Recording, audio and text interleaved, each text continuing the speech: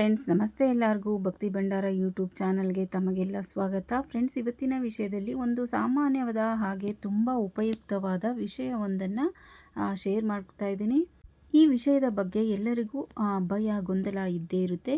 ಅಂದರೆ ಆಲ್ರೆಡಿ ನಿಮಗೆಲ್ಲ ಗೊತ್ತಾಗಿದೆ, ಈ ತಮ್ನೈಲ್ ನೋಡಿನೇ ಗೊತ್ತಾಗಿರುತ್ತೆ. ಏನಪ್ಪ ಅಂದರೆ, ಮನೆಯಲ್ಲಿ ಅರಿಶಿನ ಕುಂಕುಮ ಚೆಲ್ಲಿದ್ರೆ ಸಾಮಾನ್ಯವಾಗಿ ಭಯಪಡ್ತೀರಿ. ಅದರಲ್ಲೂ ಮಂಗಳವಾರ ಶುಕ್ರವಾರ ಏನಾದರೂ ಹಬ್ಬ ಹರ್ವದಗಳು ಪೂಜೆಗಳು ಈ ಥರ ಮಾಡೋ ಸಂದರ್ಭದಲ್ಲಿ ಏನಾದರೂ ಅಕಸ್ಮಾತಾಗಿ ಅರಿಶಿನ ಕುಂಕುಮ ಚೆಲ್ಲಿದ್ರೆ ನಾವು ತುಂಬಾ ಭಯಪಡ್ತೀವಿ. ಏನೋ ಅಪಶಕುನ ಆಗೋಯ್ತು, ಏನೋ ಸರಿ ಬರ್ತಿಲ್ವೇನೋ, ಏನೋ ಆಗೋಗಿದೆ ಅಂತ ತುಂಬಾ ಭಯಪಡ್ತೀವಿ. ಅಂಥ ಸಮಯದಲ್ಲಿ ಅರಿಶಿನ ಕುಂಕುಮನ ಚೆಲ್ಲಿದ್ರೆ ಹಾಗೆ ಕೆಟ್ಟ ಕೆಟ್ಟ ಆಲೋಚನೆಗಳು, ಆತಂಕ ಎಲ್ಲವೂ ಶುರುವಾಗುತ್ತೆ. ಏಕೆ ಹೀಗಾಯಿತು, ಅರಿಶಿನ ಕುಂಕುಮ ಚೆಲ್ಬಿಡ್ತಲ್ಲ ಅಂತ, ಏನಾಗುತ್ತೋ ಏನೋ ಅಂತೆಲ್ಲ ಭಯ ಶುರುವಾಗುತ್ತೆ. ಯಾರನ್ನಾದರೂ ಕೇಳಬೇಕು ಇದ್ರ ಬಗ್ಗೆ ಅಂತೆಲ್ಲ ಯೋಚನೆ ಮಾಡ್ತಾ ಇರ್ತೀವಿ. ಈ ವಿಚಾರದ ಬಗ್ಗೆ ತಿಳಿಸ್ಕೊಡ್ತೀನಿ. ಈ ರೀತಿ ಆದಾಗ ಯಾವುದೇ ಭಯ ಪಡೋದು ಬೇಡ. ಏಕೆ ಅಂದರೆ, ನಾವು ಯಾವ ರೀತಿ ಮನಸ್ಸಿನಲ್ಲಿ ಯೋಚನೆ ಮಾಡ್ತೀವೋ ಅದೇ ರೀತಿ ಆಗುತ್ತೆ. ನಾವು ಕೆಟ್ಟದ್ದು ಅಂತ ಯೋಚನೆ ಮಾಡಿದ್ರೆ ಕೆಟ್ಟದಾಗುತ್ತೆ. ಏನೋ ಶುಭ ಸುದ್ದಿ ಬರುತ್ತೆ ಅಂತ ಅಂದ್ಕೊಂಡ್ರೆ ಅದು ಹಾಗೆ ನಡೆಯುತ್ತೆ. ಯದ್ಭಾವಂ ತದ್ಭವತಿ ಅಂತಾರಲ್ಲ, ಹಾಗಾಗಿ ಪ್ರತಿಯೊಂದನ್ನು ಒಳ್ಳೆಯದಾಗಿ ತಿಳ್ಕೊಳ್ಬೇಕು, ಒಳ್ಳೆಯದಾಗಿ ಯೋಚನೆ ಮಾಡ್ಕೊಳ್ಬೇಕು. ಅದಕ್ಕೂ ಮೊದಲು ಇವುಗಳ ಮಹತ್ವವನ್ನು ತಿಳ್ಕೊಳ್ಳೋಣ. ಸಾಮಾನ್ಯವಾಗಿ ಅರಿಶಿನ ತುಂಬಾ ರೀತಿಯಾಗಿ ಉಪಯೋಗಿಸ್ತೀವಿ.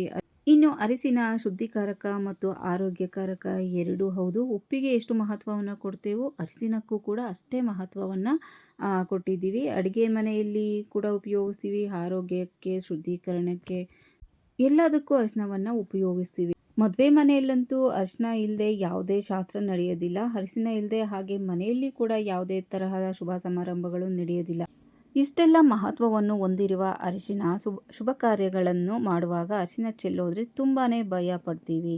ಏನಾದರೂ ಅನಾರೋಗ್ಯದಿಂದ ಬಳಲುತ್ತಿದ್ದರೆ ದುರ್ಗಾದೇವಿ ದೇವಸ್ಥಾನಕ್ಕೆ 3 ಅಥವಾ 5, 9, 11 ವಾರ ಅರಿಶಿನ ಕೊಂಬನ್ನು ತಗೊಂಡೋಗಿ ಕೊಟ್ಟರೆ ತುಂಬಾ ಒಳ್ಳೆಯದಾಗುತ್ತೆ. ಆರೋಗ್ಯ ಸುಧಾರಿಸುತ್ತೆ ಅಂತ ಕೂಡ ಹೇಳ್ಬೋದು. ಹಾಗೆ ಯಾವುದೇ ಪೂಜೆ ಸಮಾರಂಭಗಳು ಮಾಡುವಾಗ ಕೈ ಜಾರಿ ಅರಿಶಿನ ಏನಾದರೂ ಅಕಸ್ಮಾತಾಗಿ ಚೆಲ್ಲಿದರೆ ಅದು ಕೆಟ್ಟದ್ದಂತೂ ಅಲ್ಲ, ಶುಭ ಸೂಚನೆ ಅಂತಲೇ ಹೇಳ್ಬೋದು. ಶುಭ ಶಕುನ ಅಂತಲೇ ತಿಳ್ಕೊಳ್ಳಿ. ಯಾರ ಮೇಲೆ ಬೀಳಲಿ ಅದು ಶುಭ ಶಕುನ ಅಂತಲೇ ತಿಳ್ಕೊಳ್ಳಿ. ನಮ್ಮ ಮೇಲೆ ಬಿದ್ದರೂ ಅದು ಶುಭ ಶಕುನ ಅಂತಲೇ ತಿಳ್ಕೊಳ್ಳಿ. ನಾವು ಯಾವುದೇ ಒಂದು ಶುಭ ಸುದ್ದಿ ಕೇಳ್ತೀವಿ, ತುಂಬ ದಿನದಿಂದ ಅಂದ್ಕೊಂಡಿರೋ ಕೆಲಸ ತುಂಬ ಬೇಗ ಕೈಗೂಡುತ್ತೆ ಅಂತ ಅರ್ಥ. ಅವರ ಬಟ್ಟೆ ಮೇಲೆ ಬಿದ್ದರೆ ಅವರು ಅಂದ್ಕೊಂಡಿರೋ ಕೆಲಸ ಆಗುತ್ತೆ ಅನ್ನೋ ಸೂಚನೆ ಅದು. ಹಾಗಾಗಿ ಅದನ್ನು ಯಾರು ಅಪಶಕುನ ಅಂತ ಭಾವಿಸಬೇಡಿ. ಇನ್ನು ನೆಲದ ಮೇಲೆ ಏನಾದರೂ ಅರಿಶಿನ ಕುಂಕುಮ ಚೆಲ್ಲಿದರೆ ಆ ಜಾಗದಲ್ಲಿ ಅರಿಶಿನ ಕುಂಕುಮ ಕ್ಲೀನ್ ಮಾಡಿಕೊಂಡು ಆ ಜಾಗದಲ್ಲಿ ಶ್ರೀ ಅಂತ ಬರೆದು ಒಂದು ದೀಪವನ್ನು ಹಚ್ಚೋದು ತುಂಬಾ ಒಳ್ಳೆಯದು. ಹೀಗೆ ಏನೋ ದೋಷ ಇದ್ದರೂ ಪರಿಹಾರವಾಗುತ್ತೆ ಮತ್ತು ಆ ಮನೆಗೆ ಲಕ್ಷ್ಮೀ ದೇವಿ ಆಗಮನ ಆಗುತ್ತೆ ಅನ್ನೋದರ ಸೂಚನೆ ಕೂಡ ಇದೆ. ಹೀಗಾಗಿ ಎಲ್ಲದರನ್ನು ನಾವು ಒಳ್ಳೆಯದಾಗಿ ಯೋಚನೆ ಮಾಡೋಣ, ಒಳ್ಳೆಯ ರೀತಿಯಲ್ಲೇ ಸ್ವೀಕರಿಸೋಣ. ಇನ್ನು ಹಾಲು ಚೆಲ್ತು, ಉಪ್ಪು ಚೆಲ್ತು ಈ ರೀತಿ ಆದಾಗ ಹೆಚ್ಚಾಗಿ ಯೋಚನೆ ಮಾಡೋದಕ್ಕೆ ಹೋಗಬಾರ್ದು. ಕೆಲಸ ಮಾಡುವಾಗ ಕೈ ಜಾರೋದು ಚೆಲ್ಲೋದು ಸರ್ವೇ ಸಾಮಾನ್ಯ. ಹಾಗಾಗಿ ಹೆಚ್ಚಾಗಿ ಆತಂಕ ಪಡೋದು ಬೇಡ. ಹಾಲು ಅಮೃತಕ್ಕೆ ಸಮಾನ. ಅದು ಚೆಲ್ಲಿದಾಗಲೂ ಕೂಡ ಅದು ಶುಭ ಸೂಚಕ ಅಂತ ತಿಳ್ಕೊಳ್ಳೋಣ. ಅಕಸ್ಮಾತ್ ಅಕ್ಷತೆ ಏನಾದರೂ ಚೆಲ್ಲಿದರೆ ಆ ಮನೆಯಲ್ಲಿ ಮದುವೆಯ ಕಾರ್ಯ ನಡೆಯುತ್ತೆ ಅಂತ ಅರ್ಥ. ಗೊತ್ತಾಯ್ತಲ್ವಾ ಫ್ರೆಂಡ್ಸ್, ಅರಿಶಿನ ಕುಂಕುಮ ಆಗಲಿ, ಅಕ್ಷತೆ ಆಗಲಿ, ಉಪ್ಪು ಆಗಲಿ, ಏನಾದರೂ ಆಗಲಿ ಅಕಸ್ಮಾತ್ ಚೆಲ್ಲುತ್ತೆ. ಚೆಲ್ಲದೆ ಅಂತೂ ಮಾಡೋದಕ್ಕೆ ಸಾಧ್ಯ ಆಗಲ್ಲ. ಹಾಗೆ ಚೆಲ್ಕೊಂಡು ಮಾಡಬೇಕು ಅಂತ ಏನೂ ಉದ್ದೇಶ ಇರಲ್ಲ.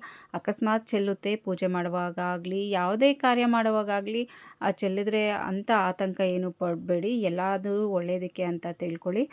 ಸಾಮಾನ್ಯವಾಗಿ ಅಂದ್ಕೊತೀವಿ, ಏನಾದರೂ ಚೆಲ್ಲಿದ್ರೆ ನಾವು ಒಂದೇ ಅಂದ್ಕೊತೀವಿ, ಏನೋ ಅಪಶಕುನ ಆಯಿತು, ಏನೋ ತೊಂದರೆ ಆಗುತ್ತೇನೋ, ಒಳ್ಳೆ ಕೆಲಸ ಮಾಡುವಾಗ ಅರಿಶಿನ ಕುಂಕುಮ ಚೆಲ್ಬಿಡ್ತು, ಪೂಜೆ ಮಾಡುವಾಗ ಅರಿಶಿನ ಕುಂಕುಮ ಚೆಲ್ಬಿಡ್ತು, ಬಳೆ ಹೊಡೆದ್ಬಿಡ್ತು ಅಂತ ಸಾಮಾನ್ಯವಾಗಿ ನಾವೆಲ್ಲ ಆತಂಕ ಪಡ್ತೀವಿ.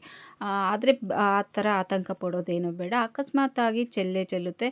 ಈಗ ಪೂಜೆ ಮಾಡುವಾಗ ಕೈ ಸ್ವಲ್ಪ ಏನಕ್ಕೋ ತಾಗಿನೋ ಏನೋ ಸ್ವಲ್ಪ ಚೆಲ್ಲೋದ್ರೂ ಅದರ ಬಗ್ಗೆ ಭಯ ಏನು ಬೇಡ. ಎಲ್ಲನೂ ಒಳ್ಳೆಯದಾಗುತ್ತೆ ಅಂತಲೇ ತಿಳ್ಕೊಳ್ಳಿ. ಫ್ರೆಂಡ್ಸ್, ಈ ಸಿಂಪಲ್ ಮಾಹಿತಿ ನಿಮಗೆಲ್ಲ ಇಷ್ಟ ಆಯಿತು ಅಂತ ಅಂದ್ಕೊತೀನಿ. ಹಾಗೆ ಏನಾದರೂ ಇಷ್ಟ ಆದರೆ ಪ್ಲೀಸ್ ಒಂದು ಲೈಕ್ ಮಾಡಿ, ಹಾಗೆ ನಿಮ್ಮ ಫ್ಯಾಮಿಲಿ ಫ್ರೆಂಡ್ಸ್ಗೂ ಶೇರ್ ಮಾಡಿ, ಹಾಗೆ ಸಬ್ಸ್ಕ್ರೈಬ್ ಮಾಡ್ಕೊಂಡು ಸಪೋರ್ಟ್ ಮಾಡಿ ಫ್ರೆಂಡ್ಸ್. ಪ್ಲೀಸ್ ನಿಮ್ಮ ಸಪೋರ್ಟ್ ತುಂಬಾ ಮುಖ್ಯ ಅಂತ ಹೇಳ್ತಾ ಇವತ್ತಿನ ವಿಡಿಯೋನ ಮುಗಿಸ್ತಾ ಇದ್ದೀನಿ. ಮತ್ತೊಂದು ಮಾಹಿತಿ ಜೊತೆ ಸಿಗೋಣ ಅಂತ ಹೇಳ್ತಾ ಥ್ಯಾಂಕ್ ಯು ಫಾರ್ ವಾಚಿಂಗ್.